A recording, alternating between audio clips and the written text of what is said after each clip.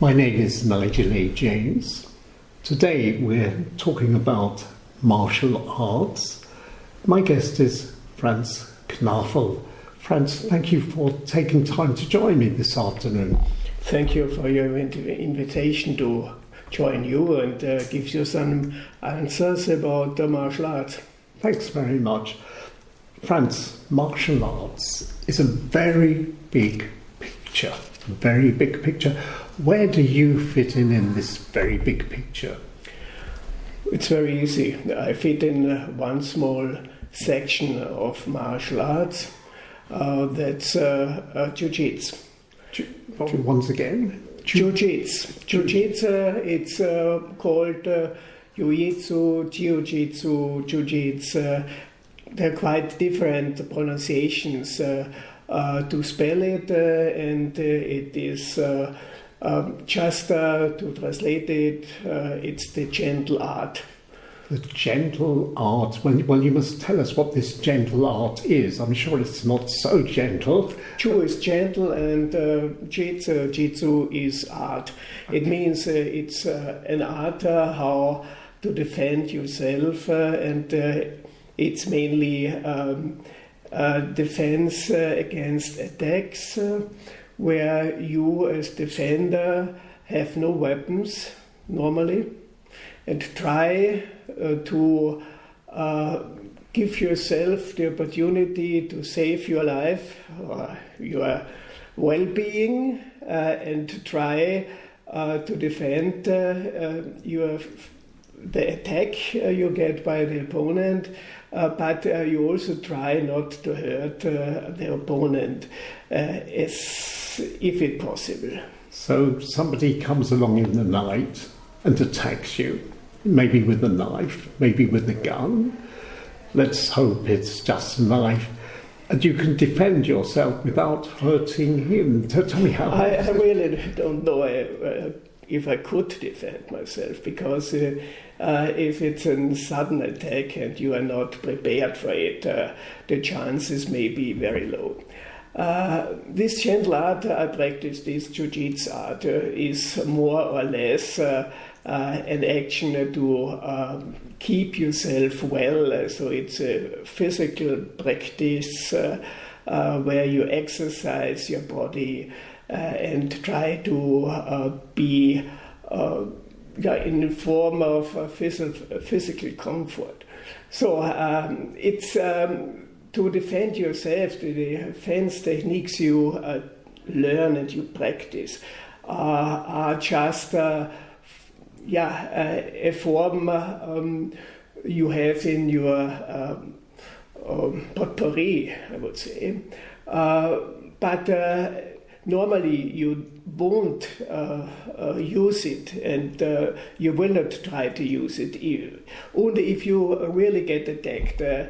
So it's just kind of a sport where you learn different movements of your body, where you get to know your body better, where you know where it hurts and where you know where you can hurt others if it is really necessary.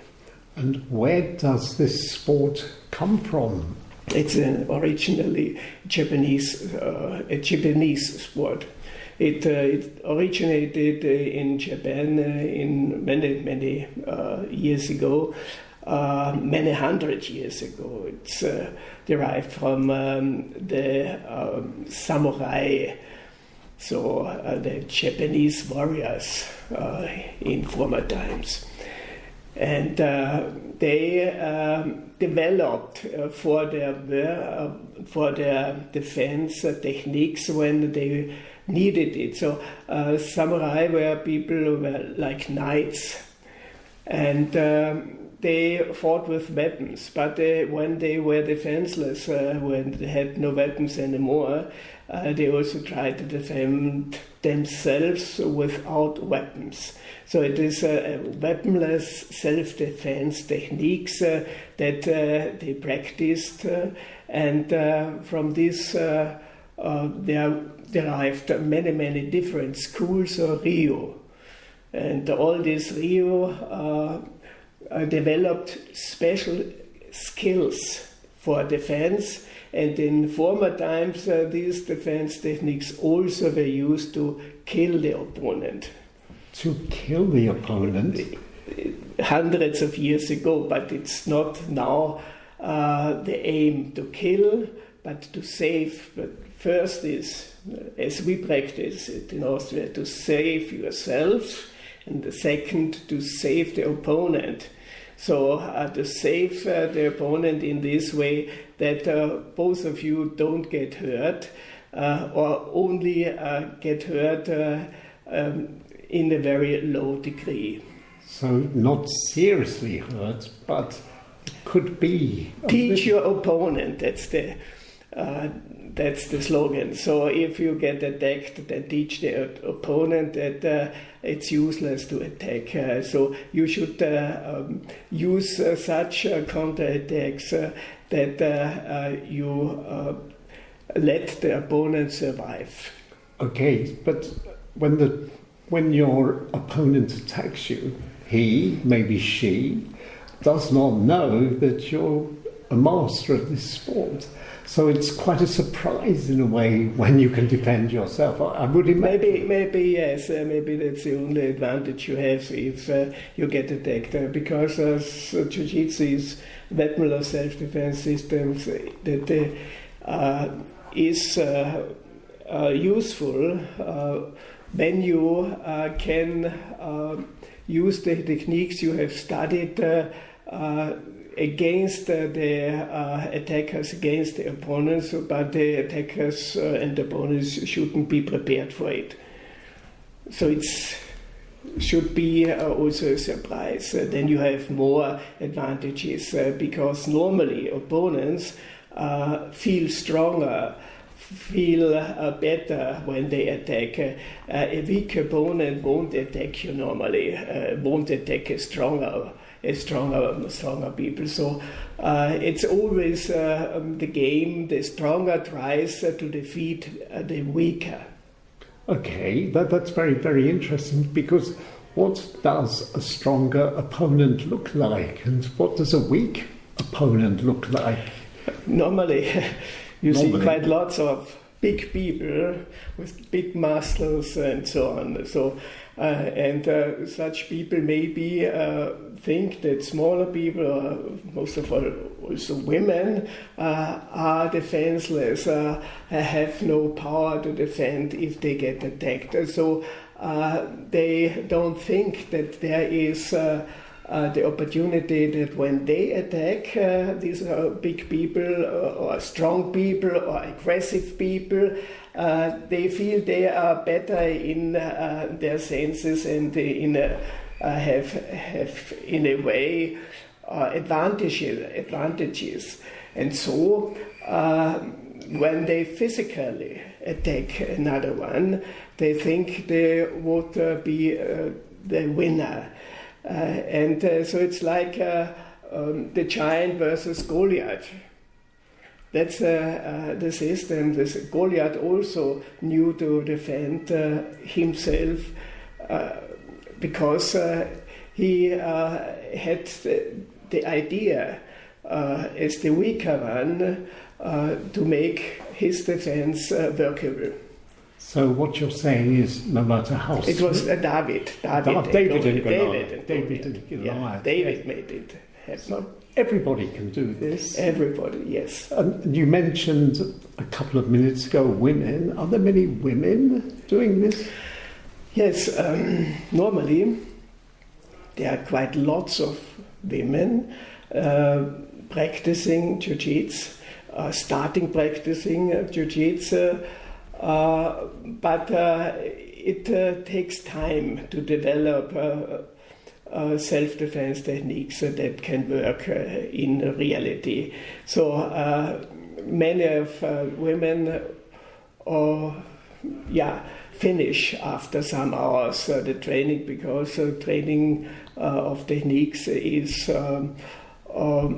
in a way hard. It's physically and mentally, it takes time and effort. Takes time and effort. Where do you practice this in Vienna? I practice it at the University Sports Center. That's the main part where we have quite lots of courses, and on the other hand, in an dojo. That's a sports hall that we have founded 40 years ago, and there we practice regularly 4 to 5 times a week, where we have lessons there. So you go 4, 5 times a week? No, not anymore. I practice 3 times a week. 3 times a Yes. week? But that's incredible discipline, isn't it? You must have this discipline, otherwise you lose your physical ability in a way, and the techniques. You, in a way, you always have to repeat, like when you are a musician. If you don't practice all the time, all your symphonies, whatever you play, will get worse during the time, because if you don't practice always, your physical situation will deteriorate maybe. You mentioned physical situation. What about the mental situation? Yeah, the mental situation, you know that it can work, but to have the techniques to work, you also need to practice them, because repetition is always useful to make these techniques work quickly enough when you need them. So you're trained to be alert, so when something does happen, you can click in and... You should be able to react. You should be able to... One acts and you react. Okay. A while ago you mentioned it started in Japan, Jiu-Jitsu. Do you often go to Japan? Is there some kind of international... Not very often. I have been there twice in Japan to our Hombo dojo, as we call it. That's the head dojo. It's based in Kyoto. And there's a big organization of different Budo arts, and there is also the center where we go sometimes and have reunions in a way, where we have meetings. And what about the rest of the world? Do you go anywhere else as well? Yes. I am in Europe, in different countries, where I go to seminars and are invited to be a master, to teach the master instructor. And so regularly went in within the last years to Spain, to Madrid, also Lisbon. I was in Italy, regularly go to Germany for seminars, also Luxembourg and France and Switzerland. So we have in Europe also an organization. It's called the European Jiu-Jitsu Union, and currently there are 18 member states within the union, and this union consists of masters of these countries, and it's an exchange of techniques during the meetings, exchange of new thoughts about jiu-jitsu, about martial arts. So we meet regularly every year. Okay, Jiu-Jitsu. I know judo has black belts, green belts, red belts, these things. Is there a similar system in... It's the same system, yes. The same system, the same ranking system, with the grades for students from 5th Q to first Q. First Q is brown, and then the master grades start with first degree or first master rank of Shodan, and then it goes up till 10th dan. So the black belts are regularly from 1st dan to 5th dan. Then there are belts in the color red and white. So they go up from 6th to 8th dan, and from 9th dan, 10th dan, they are red, great red obi. That's the belt you wear. Okay, and what are you, Franz? Currently, I have a 9th dan grade red belt. Wow, and that's near the top. It's near the top, yes. It's it's Okay. also because of the many years I'm practicing, and so I can't stop practicing. I must practice forever in a way. Okay, Franz, every story has its beginning. How did you get involved with jiu-jitsu? What hooked It you? was very easy. When I came to Vienna to study here, I was looking for a sport, for a profession in a way, of a hobby that suits me. So I started with jiu-jitsu lessons in the year 1972, and afterwards also started lessons in judo and aikido. These different kinds of martial art systems. And from that time on, I never ceased. I went on, and during my time at university, I had spare time, so I was training 5 to 6 times a week in these different kinds of martial arts, and I just loved it. And with about quite lots of hours with practicing these different systems, and I had really fun, and it was just like a good life beside studying. A good life besides studying. Franz, we're almost at the end, but before we go, Franz, is there anything we've forgotten to mention or something you would like to add to our short discussion? I only would say that each kind of martial arts one can practice. I always saw it also as one of the best forms of gymnastics, because you train your body, but with a partner. It's also partnership training. You will learn to get to know your own body and the bodies of your partners. So it's also a form of a way to get to know the